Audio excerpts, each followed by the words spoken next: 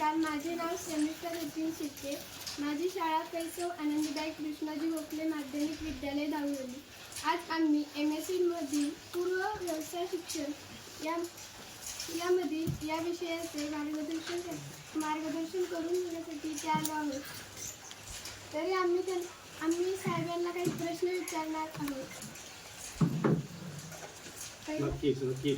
पहिलं तर मी तुम्हाला सर्वांचं म्हणजे तुम्ही आमचे सगळे शाळेचा विद्यार्थी, तुम्ही देखील विद्यार्थी म्हणजे आपण सगळे विद्यार्थी बंधू तुमचं या Shri Lakshmi cashew manufacturing unit आहे त्यामध्ये स्वागत करतो. आणि आपण आता कार्यक्रमाला सुरुवात करूया. तुमचे काही प्रश्न असतील आणि मला जसं जमेल तशी मी त्याची उत्तरं देईल. आम्हाला सर्वप्रथम तुमच्या लक्ष्मी प्रोजेक्टची यशोगाथा ऐकण्याची खूपच इच्छा आहे.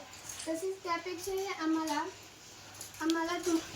उत्सुकता आहे की तुम्ही मुंबईसारख्या एवढ्या मोठ्या शहरातून धावलेलीसारख्या एवढ्या छोट्या गावामध्ये येऊन तुम्ही या उद्योगाकडे वळला, त्याबद्दल तुमचे मत. सर्वप्रथम सगळ्यांना माहितीच असेल की मी या शाळेचा विद्यार्थी म्हणून मी इकडेच वाढलेलो आहे आणि सगळेच मुंबईला स्थलांतरित होतात कामानिमित्त, शिक्षणानिमित्त. मी देखील मुंबईला गेलो आणि माझं उच्च शिक्षण घेतल्यानंतर नोकरी व्यवसाय वगैरे काही होता तो सुरू केलेला होता. अर्थात माझं लग्नसुद्धा मुंबईला झालेलं होतं. त्यामुळे सुरुवातीचा स्ट्रगलिंग पिरियड सगळ्यांना असतो मुंबईमध्ये.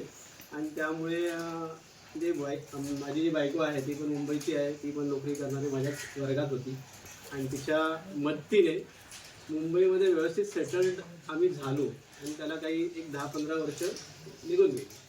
पण नंतर असं नेहमी असं वाटत असायचं की आपण जे जीवन जगलो गावाला ते आनंदी जीवन जगण्यासाठी पुन्हा कधीतरी गावाला जायचं आणि त्यासाठी जे आवश्यक असलेल्या सगळ्या गोष्टी म्हणजे आपली कौटुंबिक जबाबदारी किंवा पुढे चरितार्थ चालवण्यासाठी आवश्यक असलेली सेविंग इन्व्हेस्टमेंट त्याची तरतूद करून किंवा मुलाचं शिक्षण आणि त्याचं नोकरीमध्ये सेटल्ड होणं असा सगळा विचार केल्यानंतर पण गावाला जायचं ही ओढ होती आणि ते निश्चित होतं.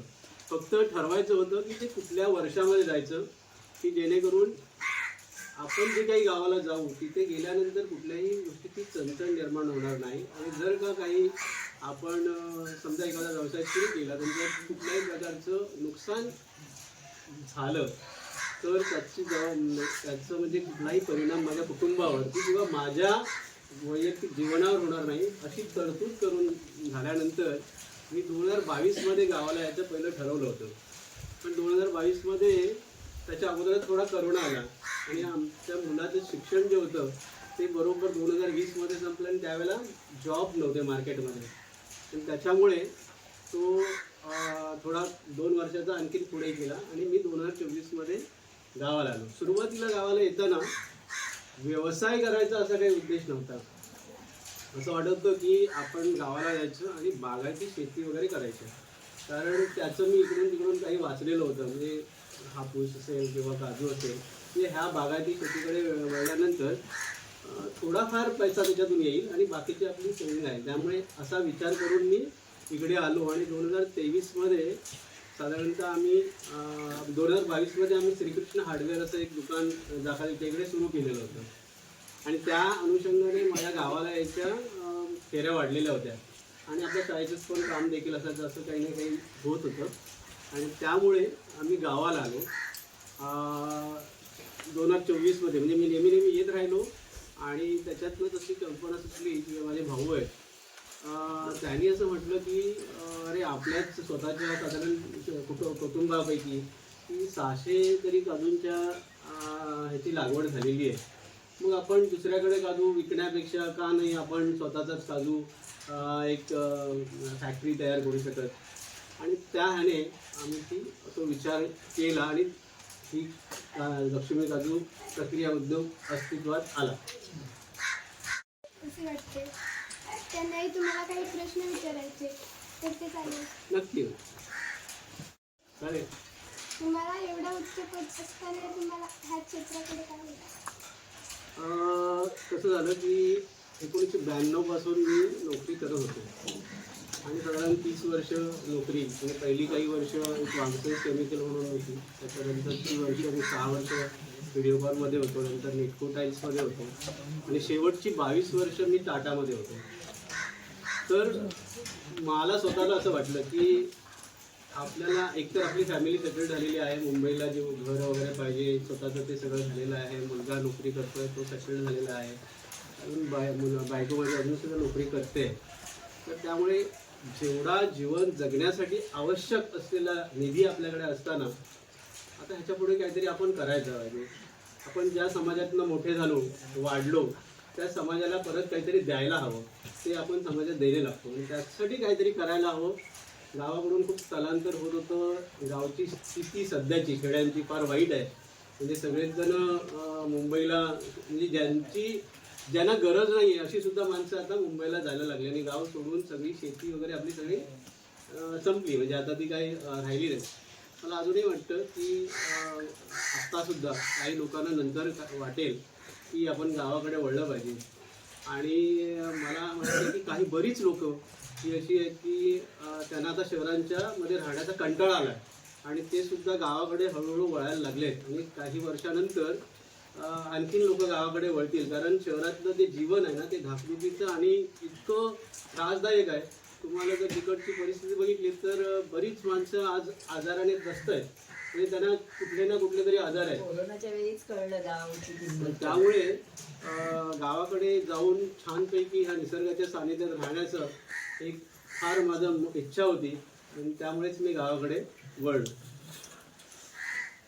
त्यावेळी तुमची प्रारंभिक स्थिती काय होती याविषयी काय सांगू शकाल? माझ्यासाठी हा छोटासा उद्योग म्हणजे सुरू करणं माझ्यासाठी फार चॅलेंज नव्हतं, कारण आम्ही फार मोठ्या मोठ्या कंपन्यांमध्ये काम केलं होतं. बिझनेस कसे रन होतात ह्याच्याविषयी खूप चांगली माहिती होती आणि वर्किंग कॅपिटलचा काही प्रश्न नव्हता. म्हणजे आम्हाला काही बॉरोईंग करायचं नव्हतं, कुठून बँकेमधून CC घ्यायची नव्हती, त्यामुळे तो प्रश्न नव्हता. आणि आम्हाला वाटतं की आपल्याकडे काजू बी आजूबाजूच्या परिसरामध्ये बऱ्यापैकी उपलब्ध आहे, त्यामुळे तसा काही अडचण नव्हती हा व्यवसाय सुरू करायला.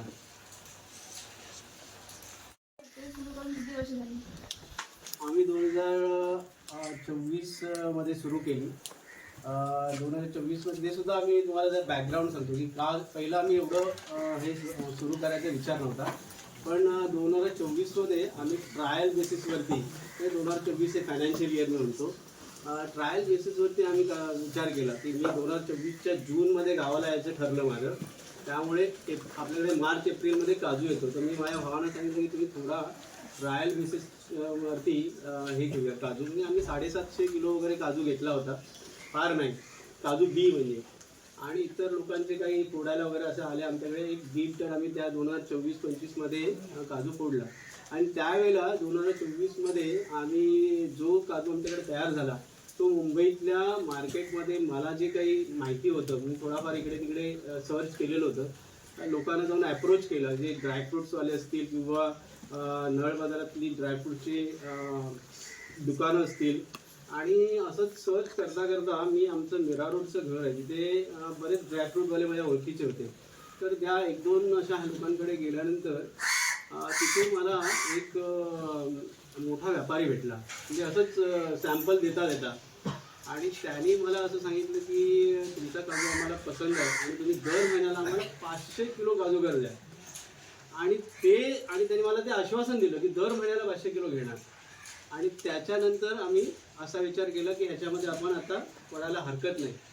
आणि यामुळे यावर्षी आम्ही 8 टन काजू बी फोडली त्याच्या ह्याच्यावरती. आणि आत्ता आम्ही त्याला दर महिन्याला 200 किलो काजू सप्लाय करतो. दिवाळीला बऱ्याचपैकी चांगला काजू गेला. हे जाणून घ्यायचं तुम्हाला हा व्यवसाय सुरू करताना खूप आव्हानांना सामोरं जावं लागलं असेल ना?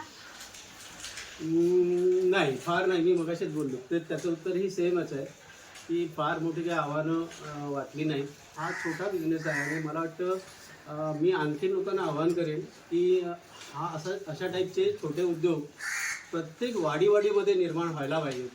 कारण काय माहिती आहे की एक वाडीमध्ये जर का असा एखादा उद्योग तयार झाला तर त्या वाडीतली एक 8-10 माणसं कामाला लागतील, त्यांना रोजगार मिळेल. आणि मी ते सांगू इच्छितो की लांजा ह्याविषयी मी ऐकलेलं आहे की लांजामध्ये मोठ्या प्रमाणात काजू उपलब्ध आहे आणि तिकडे 1-2-4 घरं सोडल्यानंतर तुम्हाला एक काजूची फॅक्टरी दिसेल. तर त्यामुळे फार मोठं काही हा काजूचा उद्योगकडे सुरू करण्यासाठी चॅलेंज नाही. आपल्या गावामध्ये फार कमी आहे. आम्ही आणि हे तिरलोटकर हे दोनच काजूचे व्यवसाय करतात.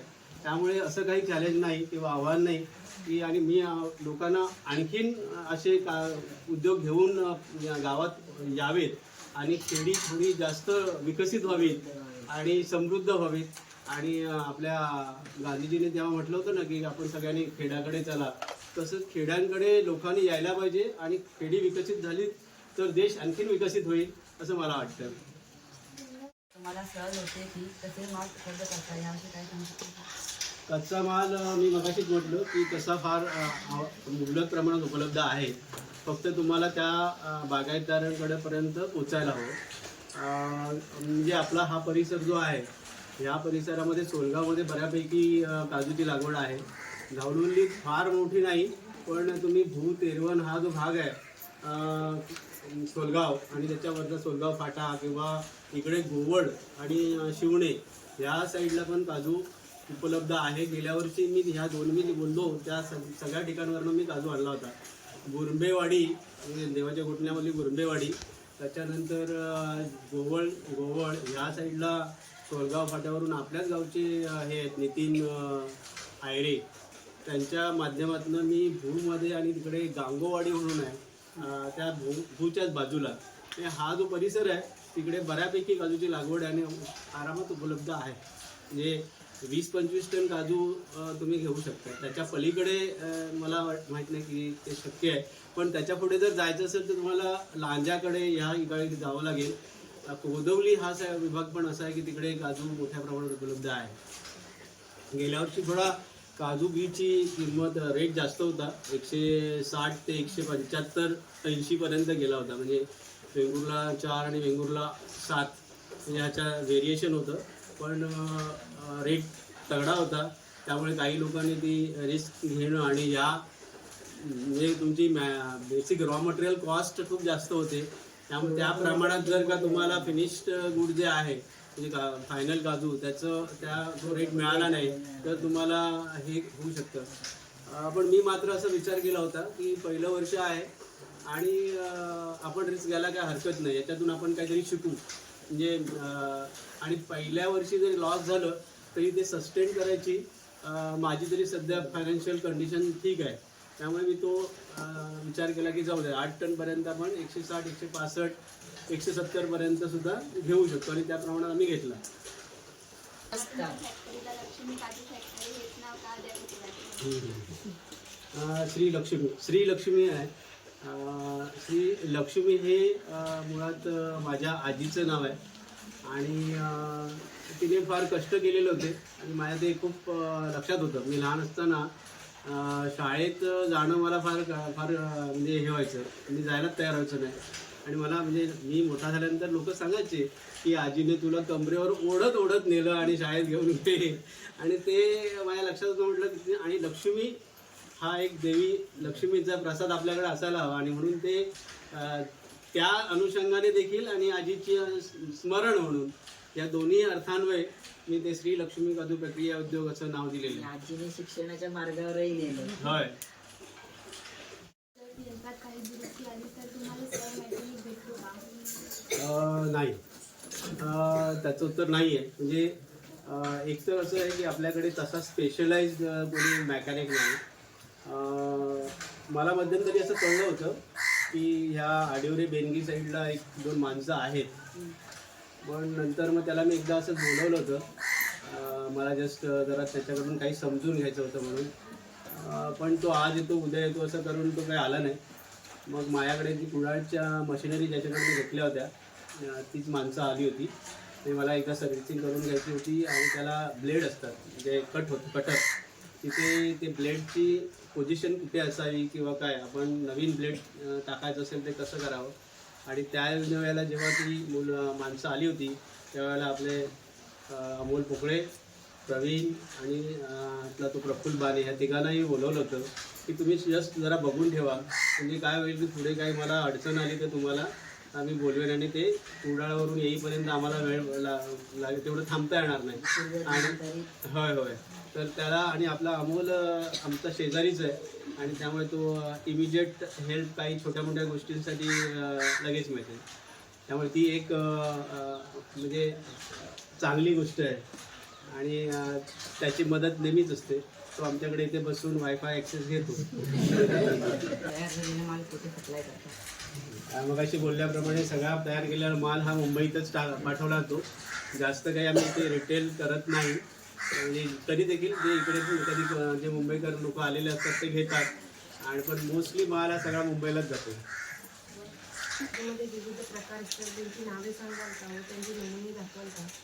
होय, आपण प्रत्यक्ष वरती जाऊ तेव्हा बघू. पण त्याच्या ज्या ग्रेडिंग आहेत त्याच्यामध्ये 180, 210, 240, 320 आणि 400. आता इथे काही लोक इथे 280 हा नंबरसुद्धा काढतात, पण काही लोक काढत नाहीत. तर काही लोकांची जशी मागणी असते की 240. तर त्याच्यामध्ये सुद्धा असं आहे की डब्ल्यू असं लिहिलं. आता डब्ल्यू 180 आणि SW 180 सुद्धा असतो. तर डब्ल्यू म्हणजे व्हाईट होल, म्हणजे एकदम क्लीन असतो जो ना काजू, त्याला डब्ल्यू 180 म्हणतात. आणि SW म्हणजे स्कॉर्चड असं हा शब्द आहे त्याला. SW सेमी फिनिश, थोडासा एकदम प्लेन नसतो, त्याला थोडंसं डाग आणि एकदम सरफेस एकदम क्लीन नसतो, तर त्याला सेमी SW म्हणतात. तर त्याच्या प्रकार ग्रेडिंग सेम आहे, फक्त डब्ल्यू आणि SW. सर, या उद्योगाला स्थानिक पातळीवर अधिक चालना द्यायची असेल ना? होय, नक्की. स्थानिक पातळीवर चालना देताना मी वारंवार तेच म्हणेन की प्रत्येक वाडीमध्ये असे प्रकल्प यावेत.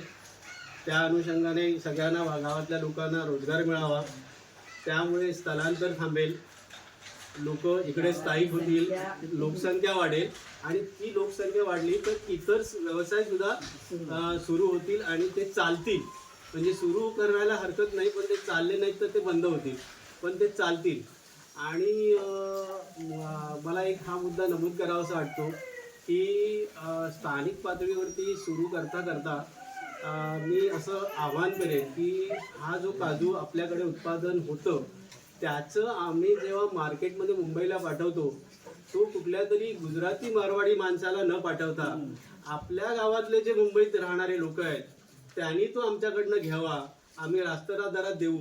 आणि जर समजा एखादा उदाहरण द्यायचं झालं तर 180 नंबरचा जो काजू आहे, तो काजू जर आम्ही 1100ला इकडून देत असू, तो तिकडे 1400ला कोणीतरी मारवाडी विकतो.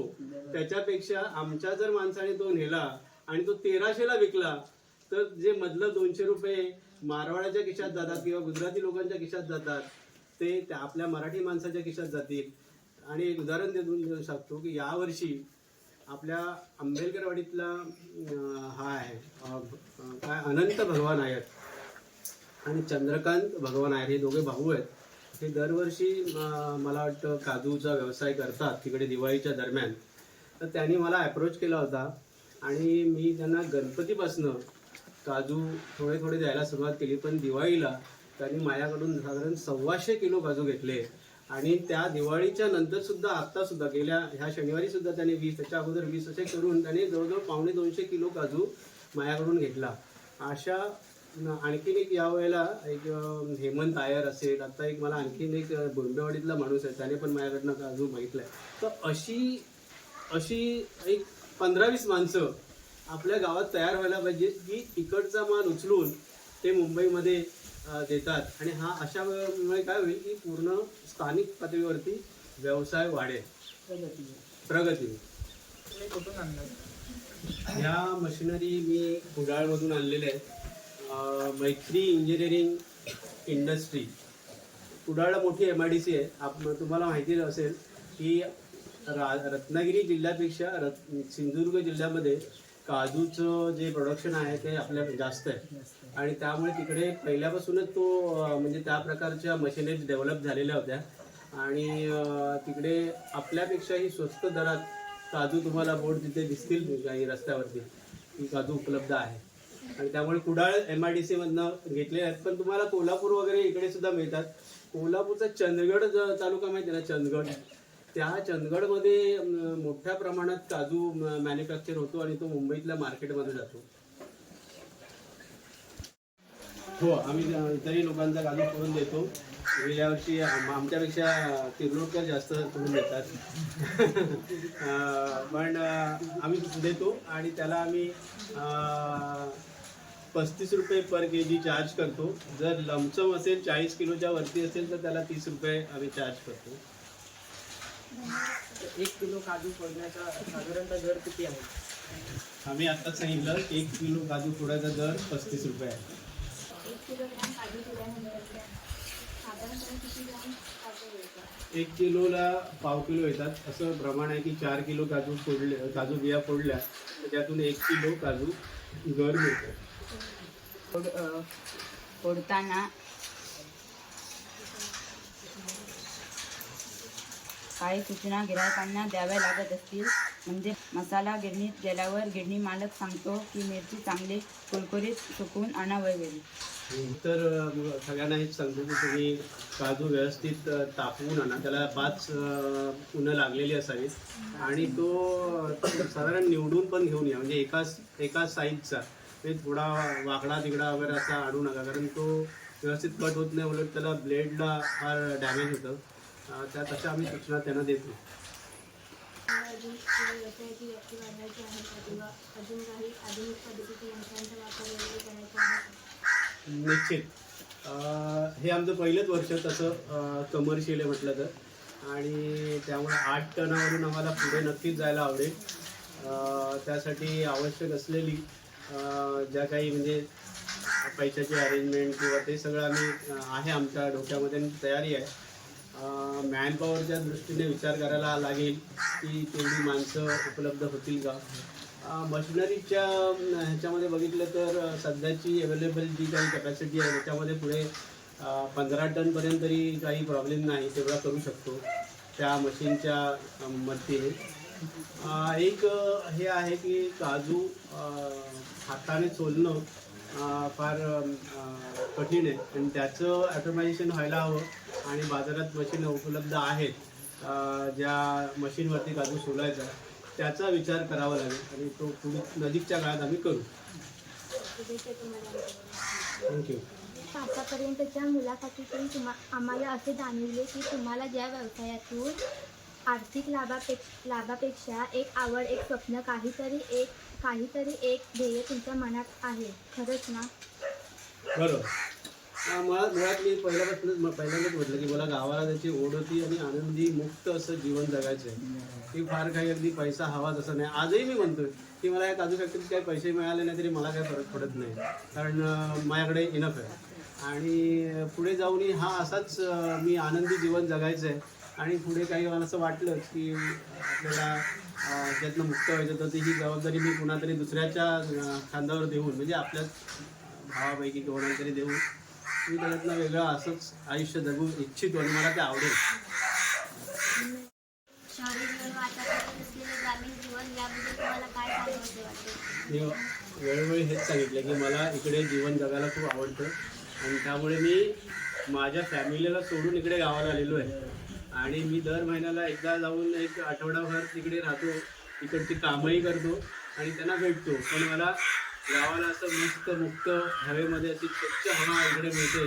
आपलं म्हणजे आयुष्यही देखील वाढेल, आरोग्य ठीक राहील आणि मस्त काही टेन्शन नाही. रोज उठून कुठे धावायचं नाही, गाडी पकडायची नाही, हवा पण शुद्ध आहे. त्यामुळे आम्हाला इकडे राहायला आवडतं. तुम्हाला हे सांगता दगदगच्या जीवनापेक्षा ग्रामीण जीवन खूपच शांत व प्रदूषण विरहित वाटतं. नक्कीच, आता तुम्ही सांगितलं.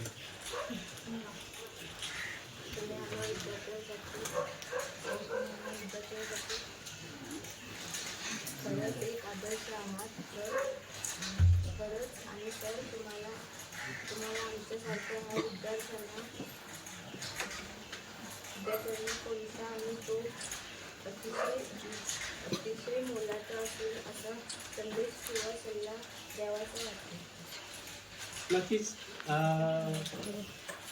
फार म्हणजे आता काही सगळेच जर सल्ला देतच असतात. आपल्याकडे नेहमी कार्यक्रम होतात, मोठे पाहुणे येतात, तेही सांगतात. पण मलाही सांगावं असं वाटेल की सगळ्या मुलांनी सुरुवातीपासूनच आपलं एक ध्येय ठरवलेलं असायला हवं.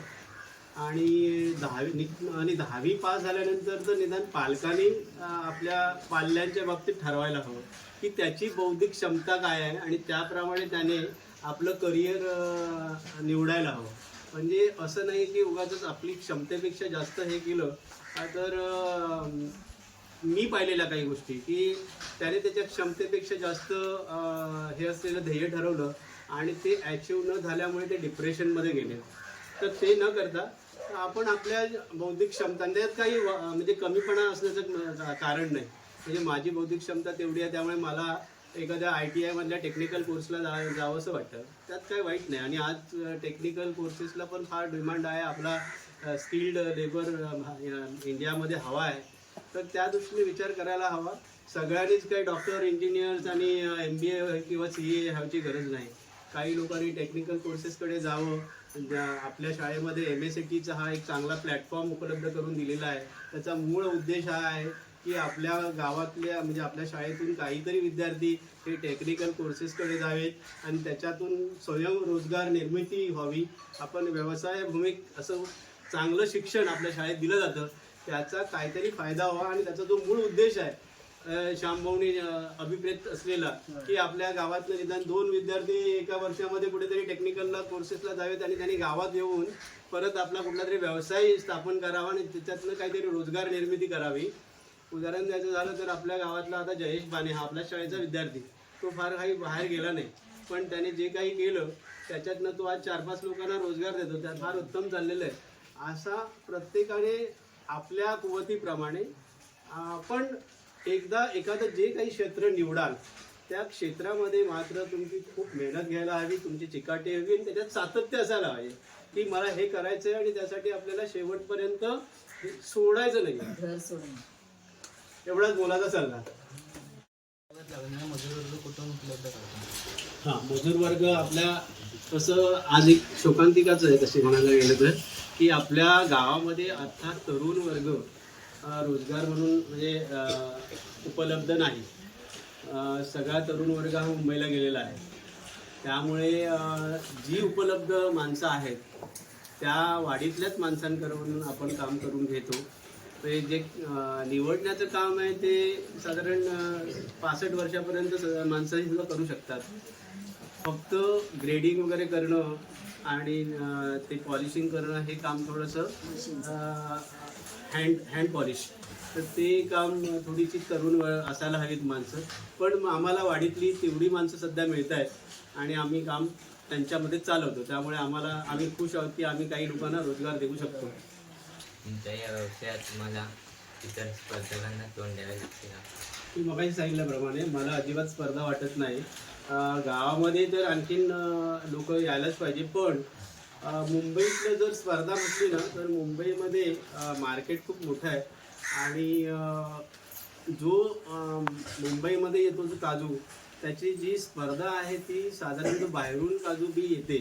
म्हणजे आफ्रिकनमधून येते आणि व्हिएतनाममधून येते. तर ती काजू बी थोडीशी कॉम्पिटिटिव्ह आहे. म्हणजे त्याची साईज मोठी असते आणि पण आपण कन्व्हिन्स करायचं हेच आहे की आपला जो कोकणातला काजू आहे हा फार रुचकर गोड लागतो आणि तो खायला चविष्ट आहे आणि त्याची जी काही जीवनसत्व आहेत त्या मातीतली त्या हवेतली ती तुम्हाला कारण हापूस बघा हापूस हा रत्नागिरीतच होतो दुसरीकडे होत नाही त्याची चव दुसरीकडे तसंच आहे. हा आपण काजू फक्त ते आपण कस्टमरपर्यंत पोचवायला पाहिजे आणि आपण आपली चेन तयार करायला पाहिजे. म्हणजे जो तिथून माल जातो तो आपल्या माणसांकरवी गेला तर उत्तम.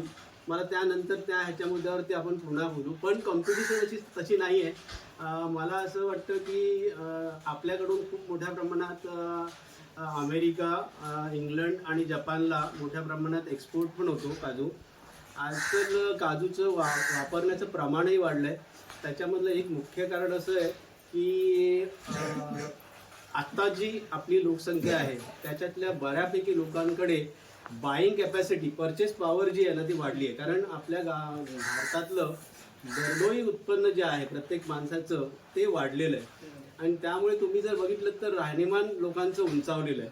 पहिल्यांदा जी गरीब माणसं होती ती आता गरीब राहिली नाहीत. आणि मला मान्य आहे की आपल्याकडे विषमता आहे, आर्थिक विषमता आहे. तरी देखील आजकाल जे शहरातलं सॅलरी स्केल किंवा एकंदरीत राहणीमान लोकांचं जी पद्धत आहे ती बदलली आहे. गरिबातला माणूस सुद्धा असं म्हणतो की मला सकस जेवायला पाहिजे, मला चांगला आहार घ्यायला पाहिजे. ही जी जाणीव लोकांमध्ये पहिली नव्हती ती आता आहे. म्हणजे आपल्या लहान मुलांना पहिल्यांदा गरीब माणसं असं मला म्हणायची नाही की मला त्याला मुलाला ड्रायफ्रूट घालायला पाहिजे खायला, बरोबर आहे ना. पण आत्ता ती मुलांना खायला घालतात आणि मी हे माझं निरीक्षण आहे. त्यामुळे मुळात बाईंग कॅपॅसिटी वाढलेली आहे, त्यामुळे हे मार्केट आहे हे वाढत जाईल आणि त्यामुळे असं काही स्पर्धा जरी असली तरी आपला माल नक्कीच संपेल यात शंका नाही. पहिल्यांदा फॅक्टरी सुरू केली तेव्हा तुम्हाला नफा किती व्हायचा आणि आता किती वाढला? हा प्रश्न फार सिक्रेट आहे, ते मी तसं सांगणार नाही. तरी देखील पहिला जो ट्रायल बेसिसवरती आम्ही केला ना त्याच्यामध्ये फार नाही, तो आमचा नेग्लिजिबल, म्हणजे मी ते सांगितलं ना की 750 किलोच आम्ही तसा घेतला होता, त्याच्यामध्ये फार नाही. पण आम्हाला एकंदरीत नेट प्रॉफिट हे साधारणतः 24,000चं होतं. पण ते त्या ह्याच्यामध्ये रिजनेबल होतं. आणि आता यावर्षीचा जो प्रॉफिट आहे तो अजून अराईव्ह व्हायचा आहे. पण असं मला वाटतं की एकंदरीत जी माझी काही इन्व्हेस्टमेंट आहे त्याच्यावरती साधारण ते 8 ते 12% ह्या रेंजमध्ये, म्हणजे लेबर चार्जेसचा आपल्याकडे थोडासा हा आहे आणि तेवढं प्रॉफिट होईल. म्हणजे पर्सेंटेजमध्ये म्हटलं तर 8 ते 12% प्रॉफिट होईल.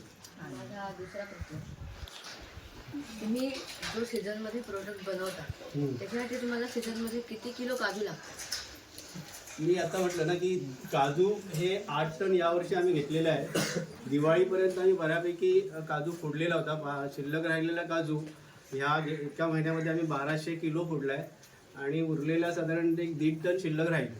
तो ह्या डिसेंबरमध्ये फोडू. कारण असं आहे की आता हा डिसेंबर हा शेवटचा एंड होईल, कारण नंतर फेब्रुवारीपासून आपल्याकडे नवीन काजू यायला सुरुवात होतो.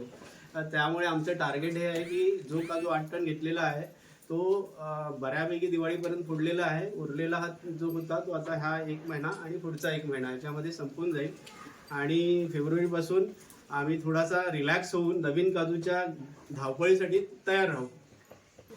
तुम्ही हे प्रोडक्ट बनवायला कुठला काजू वापरता, वेंगुर्ला की गावठी? आम्ही वेंगुर्ला 4 आणि वेंगुर्ला 7च काजू मागितलेला आहे. पण कधी कधी असं म्हणजे प्रामाणिकपणे सांगतो की कधी कधी काही लोक त्याच्यामध्ये मिक्स करतात आणि आपल्याला नंतर कळतं की त्याच्यात गावठी पण असतो आणि तो फार थोड्या प्रमाणात असतो. पण आम्ही सांगताना असंच सांगतो की आम्ही वेंगुर्ला 4 आणि वेंगुर्ला 7च घेणार आहोत. धन्यवाद सर, आमच्या सगळ्यांच्या प्रश्नांची उत्तरं दिल्याबद्दल. थँक्यू. संधी दिला आणि तो आजच्या भावी पिढीसाठी नक्कीच मौल्यवान ठरेल. सर, आता तुम्ही आम्हाला तुमची सर्व प्रोसेस दाखवू शकता? नक्की.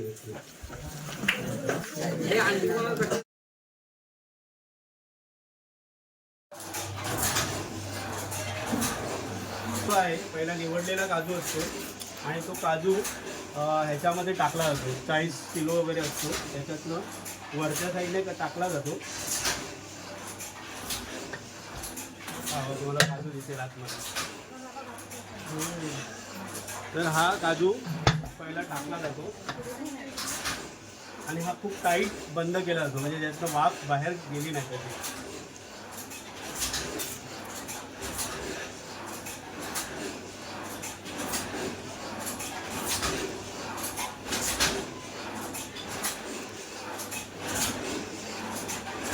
ह्याला किती वेळ लागतो? त्याला 1.25 तास लागतो. ह्याच्यामध्ये काजू ठेवलेला आहे 40 किलो आणि ह्या नरकाळ्यामधून पाणी आतमध्ये दिलं जातं तेव्हा हा नॉब ओपन केला जातो. आणखी हा नॉब सुद्धा ह्या साईडला असतो, कारण इकडे हवा पास झाली पाहिजे, त्याच्यात पाणी जाणार नाही. पाणी ह्या आतमधला जो वेसल आहे त्याच्यामध्ये जातं आणि ह्याला 5 होल आहेत. त्याच्यामध्ये ह्या साईडला पूर्ण पाणी आहे आणि जी जी आग पेटते ती ह्या होलमधून आतमधल्या पाण्याला गरम करते, खालून पण गरम करते आणि त्याची लेवल वगैरे ठरलेली आहे.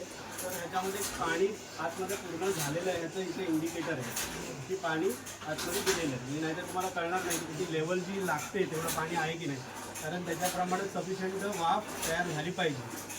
आणि नंतर हा जो हीटर आहे ह्याच्यामध्ये आपल्याला काजू वाफेवरती तयार होण्यासाठी 150 डिग्री सेल्सिअस पाहिजे आजपर्यंत. 150. ठीक आहे. काय होत नाही पण ते तिकडे कसं गेलं पडले खाली. आणि साधारणतः 1-1.25 तास लागतो पहिली बॅच यायला. नंतर काय होतं की जिथे जिथे तयार झाला की हा जो नॉब आहे हा अर्धा सोडला जातो, अर्धा पहिला सोडला जातो आणि ह्या पाईपमधनं लक्ष द्या ह्या पाईपमधनं ही वाफ जी आहे ह्या वेसलमध्ये जाते आणि ह्या वेसलमध्ये जाऊन ती पूर्ण स्प्रेड होते. पूर्ण स्प्रेड झाल्यानंतर तर एक 7 ते 8 मिनिटामध्ये ती पूर्ण व्याप्त होते त्या पूर्ण ह्याच्यामध्ये पूर्ण खालून वरपर्यंत. आणि इकडे ते एक 8 मिनिटानंतर दिलेल्या वाफेचं काही प्रमाणात वाफ इकडनं यायला सुरुवात होते आणि तिथे लीक होते. कळलं का? त्यामुळे थोडंसं ह्या साईडला इकडे एकदम टाईट असतं पण इकडे थोड्याशा प्रमाणात ओपन असतं थोडंसं म्हणजे ती वाफ बाहेर यावी आणि दिसावी. आणि आम्हाला जे काही ट्रेनिंग आहे त्याच्याप्रमाणे ती वाफ आल्यानंतर पुढची 10 मिनटं 8 ते 10 मिनटं ही वाफ कंटिन्यू ठेवायची. आणि त्याच्यातले साधारण पाणी जे आहे ना असं म्हणजे जे वाफेचं होणारं ते शिजताना वाफेचं जे पाणी तयार होतं ना ते थोडंसं इकडून पास होतं म्हणजे याच्यातनं खालून पास होतं. आणि नंतर खालचं हे उघडायचं पूर्ण 10 मिनटं झाली म्हणजे धूर येऊन म्हणजे खालचे धूर यायला लागला वाफेचा वाफ यायला लागल्यानंतर 10 मिनिटानंतर आपण तो बंद करायचा. हा जो आहे हा परत बंद करायचा आणि मग हा काजू काढून आपण तिकडे आतमध्ये एक कंतान अंतरलेलं असतं आणि त्याच्यावरती तो टाकायचा. त्याची वाफ येत असते ते झाकून ठेवायचं म्हणजे साधारण 12 तास म्हणजे नेक्स्ट डे मॉर्निंग तुम्ही कटिंगला देऊ शकतो. कळलं? आणि सेकंड बॅच घ्यायची असेल ना ह्या मशीनमध्ये एक ऑप्शन असा आहे सेकंड बॅच आपण लगेच घेऊ शकतो. आणि त्यासाठी त्यांनी काय केलं की हा जर का हा बंद असणार ना कारण वाफ नाही तर बाहेर जाईल. हा बंद असताना इकडून पाणी तिकडे जात नाही कारण प्रेशर असतो वाफेचा वरतीच एकतं ह्याने. त्यामुळे त्यांनी सेकंड ऑप्शन दिलेला आहे. हा नॉब ओपन करायचा हा नॉब आणि ह्या हँडपंपने हा बोरवेलसारखं काम करतो आणि ह्याच्यातलं पाणी ह्या बादलीतलं पाणी आतमध्ये जातं आणि जे म्हणजे पूर्ण पहिलं एक 12 लिटर पाणी टाकलेलं असेल तर एक 5 लिटर पाण्याची वाफ झालेली असते. त्यामुळे पुढचं 5 लिटर त्याच्याकडनं खेचतं आणि दुसरी बॅच म्हणजे ते खाली करायचे काजू आणि दुसरी काजू टाकायचे आणि सेकंड बॅच येते. इंधन बचत होतं.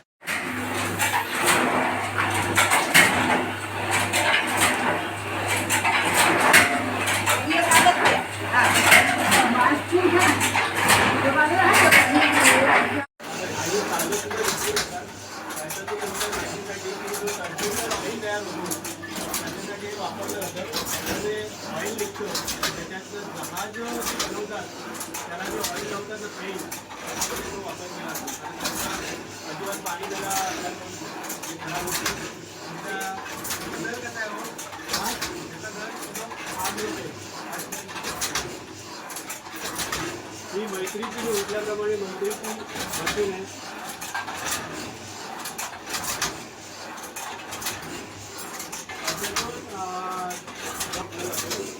आणि त्याच्यामध्ये 2 कप आहे म्हणजे ह्या साईडला एक कप आहे त्या साईडला एक कप आहे. तर हा जो ट्रेमध्ये काजू असतो तो कप उचलतो आणि हा कपमध्ये टाकतो आणि आल्यानंतर तो हा इथे एक लिव्हर असतो. हा लिव्हर काजू सेट करतो म्हणजे त्याची जी ही बाजू असते तो अशा प्रकारे सेट करून खाली येतो म्हणजे प्लेट इकडून आणि इकडून बसतो इकडून आणि इकडून बसतो. कोणाला बघायचं करून देतात बघायचं दिसतंय. त्यामुळे आज बॉईल केलेला काजू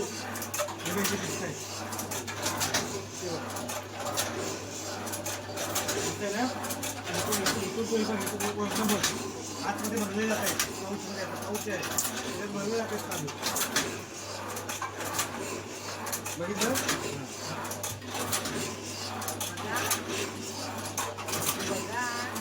कोणाला बघायचं असेल तर बघा लांबून पण दिसतो. हा प्रत्येक वेळेला दोन आहे. त्या साईडला येते का ते?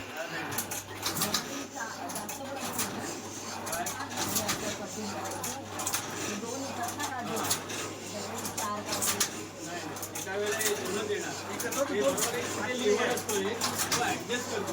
वरती दोन आले ना, समजा डब्यामध्ये दोन पडले तरी दोन खाली येणार नाही. तो ऍडजस्ट करतो आणि जसं वरती येतो. त्या टेबलवरती आम्ही टाकतो. टेबलवर टाकल्यानंतर ह्या ज्या बायका आहेत त्याच्यातनं दोन वेगळ्या करतात, त्याच्यात अख्खा गेर वेगळा करतात, तुकडा जर असेल तर तो वेगळा करतात आणि हे काम चालू असतं. त्याच्यानंतर आपण दुसरा प्रयोग त्यामध्ये जो त्या बायका सुचवतात आणि तो ह्याच्यामध्ये ड्राय करायला ठेवला जातो. त्याचं जे स्पेसिफिकेशन आहे ते 420 मिनटं म्हणजे 7 तास आपण याला ड्राय करतो आणि ह्याच्यात जो चीक असतो तो पूर्णतः तो स्टफ करून घेतो आणि मग आपल्याला पुढचा जो काजू दिसेल असं काही हे नाही आहे. हा टोटल जो आहे ना 70 किलोचा आहे. त्याच्यामध्ये 22 ट्रे आहे. पण साधारणतः एवढा जो आहे ना हा तसं बघायला गेलं तर 4 किलो एका ट्रेमध्ये आहे. 4 किलो पर्यंत आणि ह्याचं म्हणून दाखवतो काय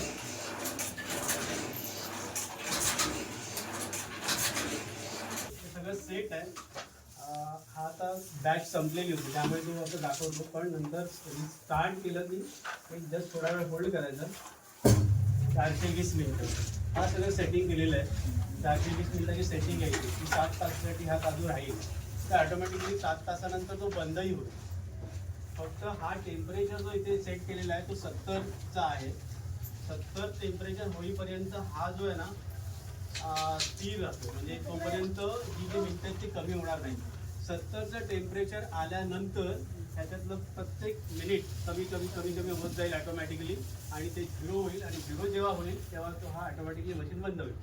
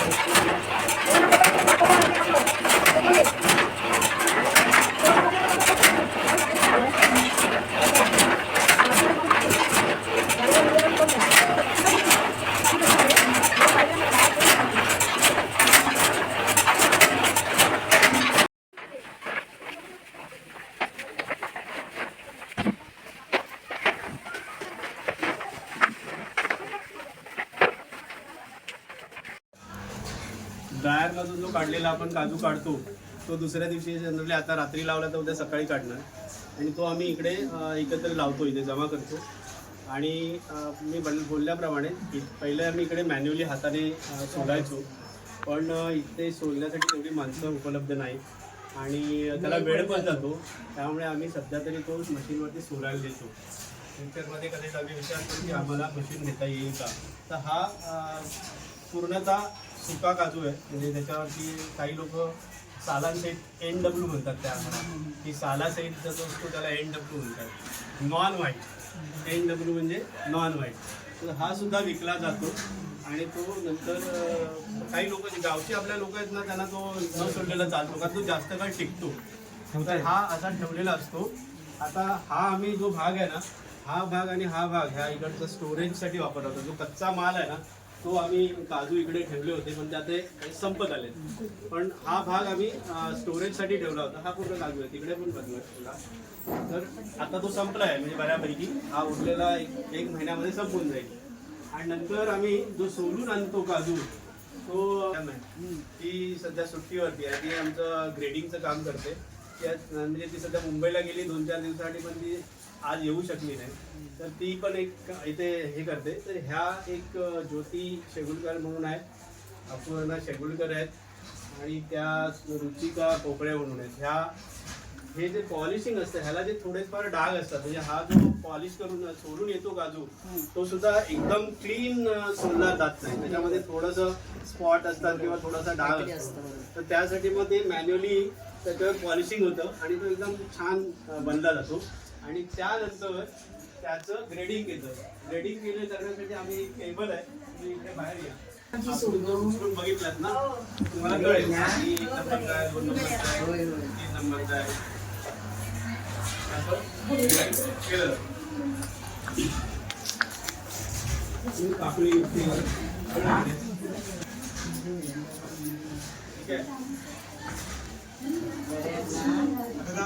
त्याचं लेबलिंग करून श्रीलक्ष्मी काजू प्रक्रिया उद्योग असं पॅकेट बनवून जेव्हा फक्त रिटेलला विकतो तेव्हा मग जे होलसेलर असतात त्यांना विदाऊट स्टिकर आम्ही देतो. म्हणजे काही लोक आम्हाला सांगतात की आम्हाला 1-1 किलोचं पॅकेट पाठवा, काही सांगतात आम्हाला अर्धा किलोचं पॅकेट पाठवा.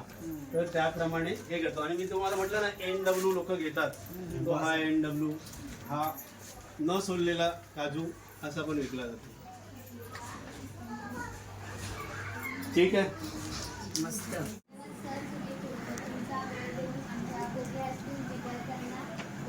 विद्यार्थ्यांना छान मार्गदर्शन केले. तुमच्या लहान व्यवसायाची छान माहिती सांगितली. आम्हाला माहीत नसणाऱ्या मशीनचे उपयोग सांगितले. मला नक्कीच खात्री आहे तुमचा व्यवसाय वापरून आमच्या शाळेतील काही विद्यार्थी भविष्यात त्यांचा लहान मोठा व्यवसाय सुरू करतात. मलाही आवडेल अशा काही गोष्टी घडल्या आणि आपल्या गावात आणखी उद्योग आले तर आम्हाला आनंद होतो.